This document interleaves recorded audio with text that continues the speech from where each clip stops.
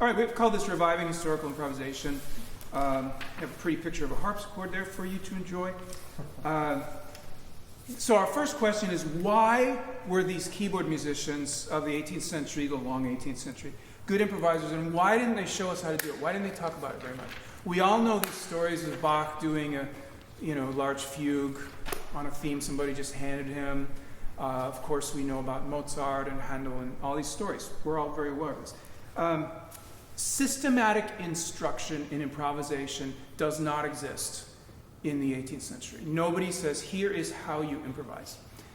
And the reason for that is because improvisation was not a skill separate from standard musicianship, the way it is today. You can be a very accomplished musician, so you can be so advanced and be considered a rock star musician and have no improvisational ability. So these are not unified today the way they were. They were kind of overlapping skills. It was not a separate skill. First of all, in basso continuo, how many play some kind of basso continuo? Oh, the majority. Wonderful. So you know exactly what I'm talking about. When you play basso continuo, you are doing a thing I like to call participating in construction. You are completing an incomplete sketch.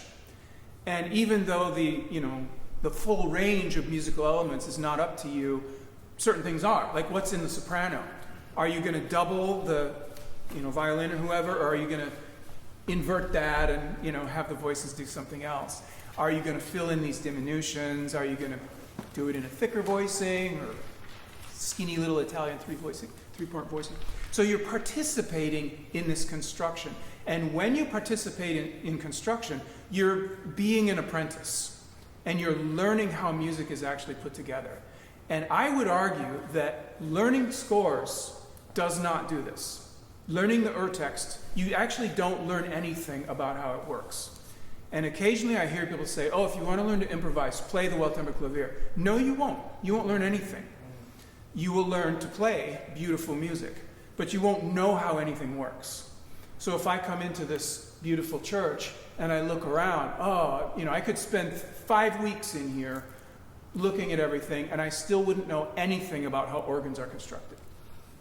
But if you just let me carry boxes in from the truck during the renovation and stand there while the experts do something, give me the most minimal job, vacuuming dust or whatever. At least I'm there when the work's being done, and I'm like, oh, so that's how you carry those big pipes. And I start to get a little bit of that education. So participating in construction when playing basso continuo already is going to give you an advantage. And I've seen this many times teaching students who are particularly harpsichordists. And I start talking about rule of the octave, and they go, oh yeah, we do this all the time. We just never knew it was called that or was a system. And so that's a good illustration of how they learn.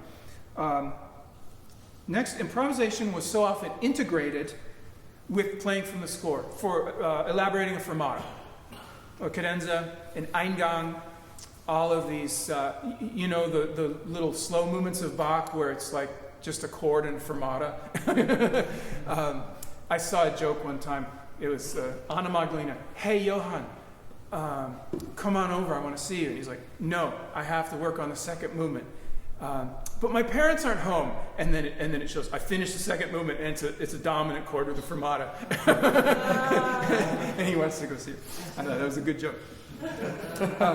What would happen at that fermata? Of course, it would be elaborated. All right. Now you might be only elaborating a dominant, but you are still participating in construction. What are the permissible notes? The permissible intervals? If I have this nice dominant harmony, what if I want to... Can I do this? Can I do this? No, so I know. Oh. Yeah, wasn't that painful? Come on. Yeah, it was fun. So I have to know things like what are the permissible extensions of the dominant harmony within this context. So already I'm just being taught. Okay. This next one is very important. Music education was comprehensive. It was all one thing. And confusingly, The Italian treatises, which is where everything comes from Italy. The Italian treatises were always called some variant of rules for accompanying. Regole per accompagnare, rules for accompanying, or regole per suonare on the cembalo, how to play on the cembalo. So you'd think, oh, it's like counting and staying with the singer and giving them time for breath. Not at all. It's a complete education in the structure of music, consonance, dissonance, counterpoint, dispositions, partimento. It's when you see rules for accompaniment, this is the whole thing. Okay, but it has this modest title that we would just drive right by. And it was the first signs that it was becoming systematized into a curriculum are with Fedele Fenaroli. Prior to that, it was certainly taught Padre Martini, of course, Leonardo Leo, Francesco Durante, Trito, all the Italian masters. But it was apprenticeship one-on-one. And the only record of it is the students' notes. They would just work one-on-one, and the teacher would talk, and the student would take notes. So a little of that survives, but you can see how historically you can't assemble it into a textbook. So Fenaroli was the first one to kind of create a curriculum. And it's so interesting. His curriculum begins, music is made of consonance and dissonance. Okay? And so the first thing he teaches is the scale, and a unison is a consonance. And a third is a consonance. And a sixth is a consonance. And a fifth, and a 10th, and so on. And this, those are dissonances. And the dissonances must be prepared by common tongue.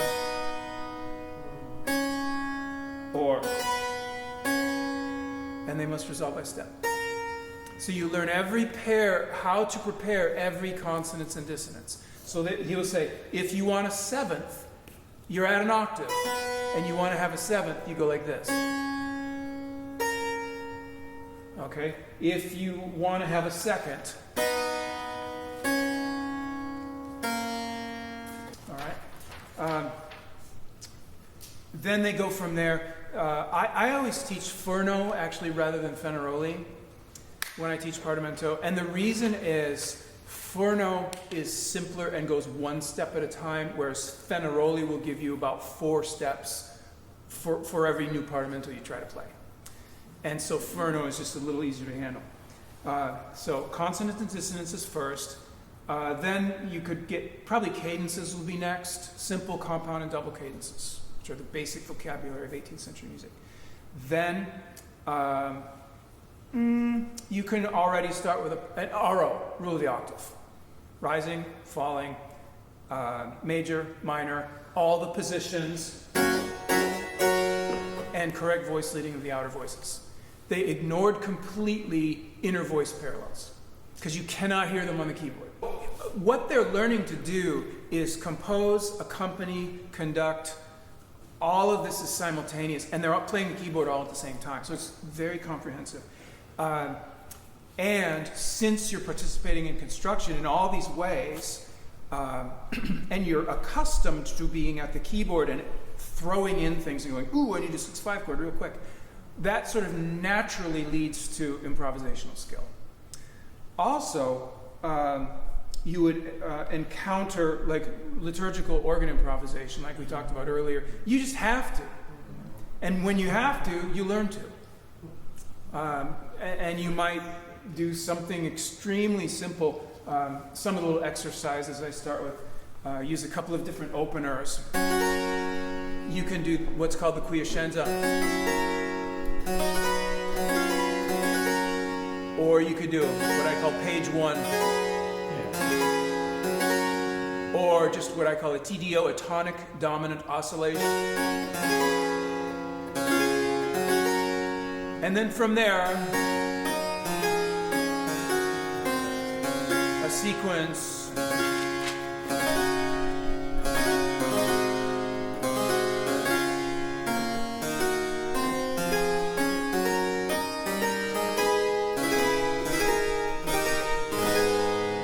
modulate. And I'm going to do it. I'm going to sell you the same tin of muffins that you already had. And now another sequence.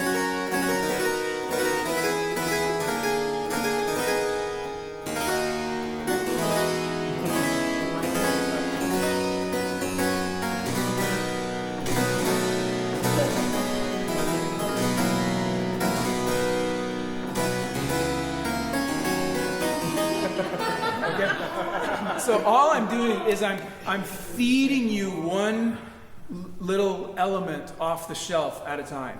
And these are all completely standardized. I'm not even really decorating them with diminution. I'm not even trying to make them pretty because they're just so beautiful. Like, this is the thing that blew my mind. The fundamentals of music are so beautiful, you can just trust them. Like Weckmann. D minor is amazing. Yeah. Let's listen to it for a while. Now I'll do it again. Ooh, I changed the position. Miracle. You know, there's this wide-eyed wonder about how cool music is that just carries this stuff along. You don't even have to do that much. And finally, the standardized harmonic and contrapuntal language across Europe allowed one to focus on a very specific style and get really great at it because you don't also have to play rhythm and blues and, you know, Fanny Crosby and other stuff. Okay. All right, let's just keep moving on. Why did the skill of improvisation diminish during the 19th and 20th centuries? The book I recommend for this is Fantasies of Improvisation by Dana Gooley, which is in the resources section. He's a musicologist from, I think, Brown University. And he really goes through in detail the original sources and everything, kind of documenting the steps. What I've got here, this is an excerpt from Beethoven 5, Fifth Piano Concerto. And down there at the bottom, underlined in red, non si fa una cadenza, ma s'attacca subito il seguente. Don't make a cadenza, but just play what I wrote. Oh, wow. Okay? And so this is kind of it's of course not the first time this happened, and it's of course not the only event, but it's a kind of a summation of what's happening historically where the composer's ideas are held in much higher esteem than the stupid noodlings of some meddlesome keyboard player. We don't want to hear your dumb cadenza that you came up with 5 years ago and you transpose it to every key and you use it in every concerto. Oh, please spare us. I've got something that's integrated with this composition that, is from Beethoven. So this entire movement is known as Werktreue, being true to the work. And the permanent notated work became the centerpiece of European musical practice, as opposed to the event of performing. So that's a good example of that. So the values are actually shifting. You have the emergence of the star performer, Paganini, Liszt, and so on, where they're playing at a level that you cannot improvise. From everything I've ever been able to know, Liszt could play very beautifully technically in improvisation, but not at the level of stuff he wrote in Mephisto and the Transcendental Etudes. That simply isn't possible if you're doing it the first time with no practice. Okay, so there's always a technical limitation on what can be improvised. And they were more interested at that point in pushing the technical limitations. Of course, we know about the iron frame of the piano, the increasing power and speed of instruments, the desire of violinists to imitate Paganini and Isai and Sarasate, and to have this super virtuosic ability. Well, that's not going to happen if you ain't never practiced this thing before. Okay, that's going to be years of woodshedding to get to that level. And that excludes improvisation. I came across something very, very interesting. If you know the name Henri Hertz, he was a mid-19th century pianist based in Paris, despite his German name, taught at the Paris Conservatory. Also manufactured horrible torture devices. There's a thing called the dactylion. it's this rail with these springs and these little strings. You put your fingers in them and exercise them. Yeah. He sold stuff like that. And his output, his compositional output, are like the worst, cheesiest fantasies and variation sets you ever heard. They're just absolutely unbearable. But that was the style. And he toured and he made $1 billion and so on. He wrote a book about his, just advice for young pianists. And it's extremely interesting. He comes to the topic of improvisation. And he advises young pianists, don't improvise in public. If you have some trusted friends who are sympathetic, you can try some stuff in private. But you are likely to humiliate yourself in public if you try this. Wow. And he said, even the great Hummel, who was very famous for his improvisation, would occasionally go off the rails a little bit and embarrass himself. I don't think he's talking about Hummel. I think this is autobiographical. Something happened. And anyway. So at this time, it starts to be permissible to say these things. Just play the compositions. Just play the stuff you practice. We already talked about Werktreue and the idea of the genius composer. Music printing and the idea of a canonical repertoire. Okay, the fixed repertoire where you have a recital and you start with a prelude and fugue, and then you play a Mozart sonata, and then some Chopin, a set of Chopin, and in the second half you could try some Liszt or something. And most of us grew up with that. If you had a piano education anyway, you're very familiar with the standard recital. And then if you want to do something outside that, it's looked at as irresponsible and crazy and not approved. I told one of my teachers, I was visiting him in Massachusetts well after he'd retired, long after I'd finished my studies. And I was very excited about this adventure of historical improvisation. And I said to him, I'm starting to do this. I'm, trying to learn how this works, and I'm studying and practicing. And he said, oh, yes, I knew some people who like to fiddle around with that. But me, I've always preferred legitimate music. Okay. And I loved him dearly. He used to call me on the phone all the time, and we just had a great relationship. And I didn't take it to heart. I just knew it reflected the time he lived in, where there was a canonical repertoire. And you might as well walk into Sunday church and go, you got Matthew, Mark, Luke, and John, but I got the book of Fred. How about I read it to you today? That's about how receptive. Okay. And then, of course, later, the recording solidifies the idea that the audience knows the standard repertoire and expects to hear it. So there's more to it. The rise of the amateur middle-class musicians who need everything written out. So an Italian music education becomes impossible. They started the Italian kids in the conservatories came in as children to orphanages. The word conservatory means to conserve the welfare of orphans. That's actually what it means. Wow.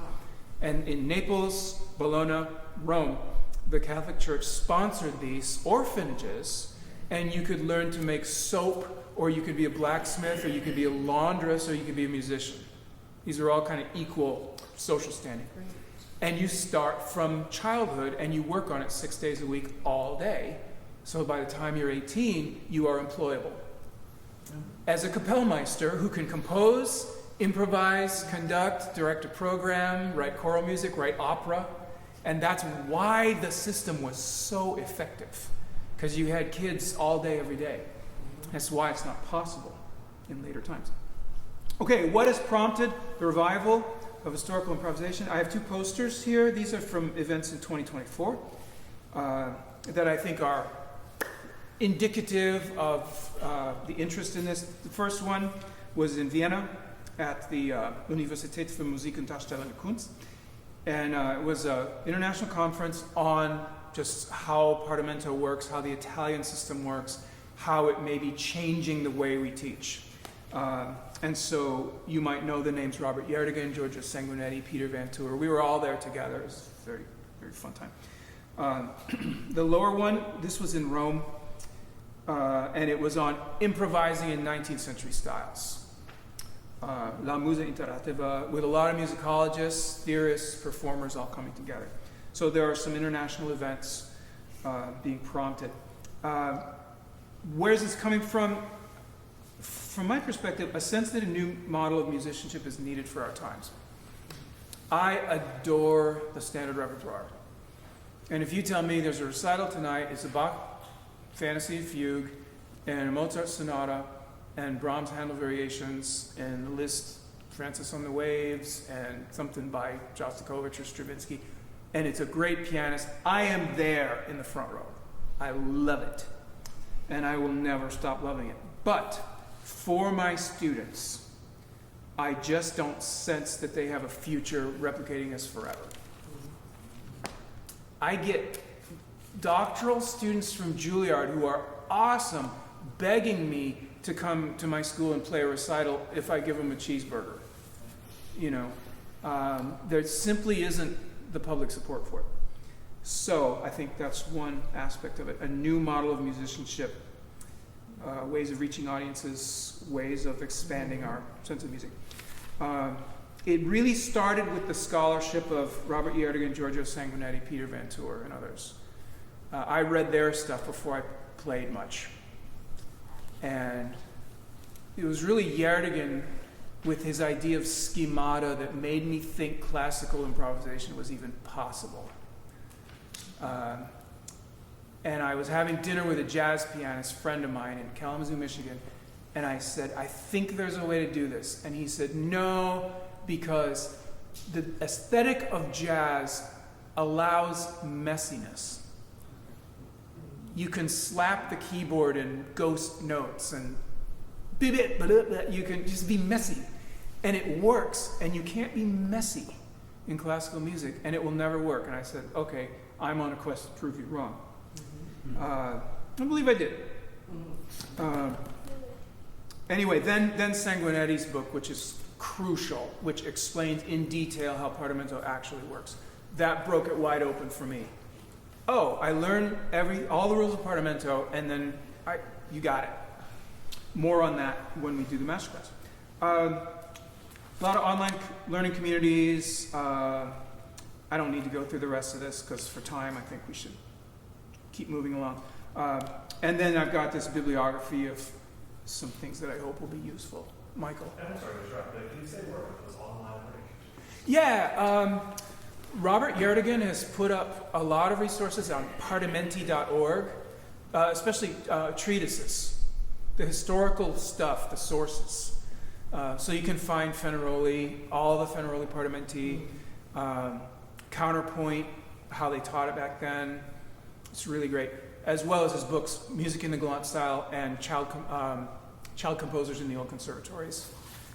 Sanguinetti's book, The Art of Partimento, again, is crucial. So I read all this stuff and eventually got to know these guys and work with them. So anyway, let's move into Q&A now anyway. We're there, so let's just keep it going with questions for a few minutes, and then we'll have our players come. Michael D. Lots of mics. This is a sales pitch for our guest, by the way. In the bibliography, you see there are 2 books by him. Go get them. That's all I'm going to say. All right. You should. There you go. All right. Both other mic and I use this. Thank you very much. Just to explain what they're for, the one Michael's holding up, Pianist Guide. This is a simpler one, simpler introduction, where each chapter is just like a thing you can wade into, and you can go at your own pace and try each idea as you move along. Improvising Fugue is a much deeper dive. The first half of the book is a complete Partimento course, and it's long and it's a slog. I mean, it's meant like a graduate curriculum. And then the second half is how to take the skills of Partimento and turn them into fugal improvisation. So if you just want to have some fun, get the one with the hands on the front. And if you want to suffer, get the one with the long stone staircase in the woods going up forever. It's meant to be a metaphor. Great. Other questions? When you're improvising, and you're probably going to say yes, are you thinking in the left hand in the basso about an inversion would sound good here? Or are you hearing or are you thinking, I guess is. Okay, we don't really lean too heavily on the concept of inversion. I'm sorry, I meant 6th chord. I'm working on that. But even, well, the way it works is you arrive on a bass note, you have a bass that's moving. So that's where you're thinking. Yeah, and then you know, okay, if I move to this note, here are the range of possibilities of what will work. But I mean, if I'm sitting there on a D and I think I'd like to go up to the, of course, I know how to do that. But that's not really the first thought that I have, because to me, that's a different chord and a different bass and a different thing. It's not an option, let's change the D into this and it's the same thing. I have moved the bass and therefore I've moved on to something new. I was wondering, could you describe a quiescenza in minor? Yeah. So quiescenza is where you take your one chord and then you turn it into a dominant. So in minor, you have to raise the third as well as lower the seventh. Then you go to the subdominant, but you keep your bass. And then you still keep your bass. And or you do that in major. Okay? I was familiar with the major, but not as much the minor. Yeah, you just have to raise the third. Okay. That's all you have to do. Oh, wait, one more quick. Yeah. On a 4/6 exception, you said 6 can't go to the 7? In the exceptions, it's not going to. Okay, I was just, I Yeah. forgot about that. I was just making sure. 4/6 exceptions are some exceptions to rule of the octave when the bass is not moving stepwise. It's not doing a whole scale. It's jumping around. Furno teaches this. And they're a huge pain because rule of the octave is already a lot to learn. So for context, I teach mostly like kids 7 to 10. Yeah. They're lucky if they know what a fifth is, and Yeah. what's a parallel fifth. Do you have any advice for fostering that? I'm not gonna be able to pull things from your book and teach them Right. exactly, but fostering the spirit of improvisation. Some people are working on pre-partimento, as they call it, for young learners. I'm aware of, particularly my former student, Deborah Longenecker in Norway. She's in Oslo. You can find her thesis online. Deborah, and it's Longenecker. And she's kind of at the forefront of this. Another one would be Nicole DiPaolo. Nicole's in Nashville, I think. I know her. Yeah, she's great. DiPaolo is DiPaolo. And they both work with young learners, adult learners. Good. Yes, Michaela. I couldn't help noticing your use of the flat two in at least two of your improvisations. Mm-hmm. Is that something that is particularly recommended in any source, or is it just something you know works well because you know it works? Nothing is really recommended in the sources. I mean, it's not kind of how they work. You have, the two most common situations I would use would be the Neapolitan and initiating a tied bass motion. So the Neapolitan, of course, would be.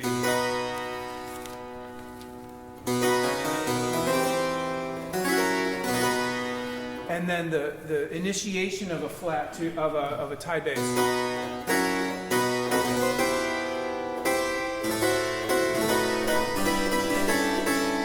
Let's go here. I don't know.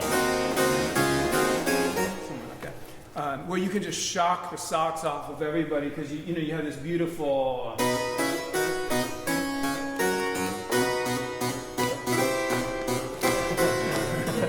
Glorious. So I'm in C, and I kept the C in the bass, and I put a D flat chord in the right hand. Well, what that does, it sort of forces you into this next bass motion, which is known as tied bass. I think we're supposed to go to lunch imminently. If there's a last question or two, we could do that, but I'm going to conclude very quickly here. Okay, hearing none, I think I'm going to thank you so sincerely for your kind attention, and let's take a break, ladies and gentlemen.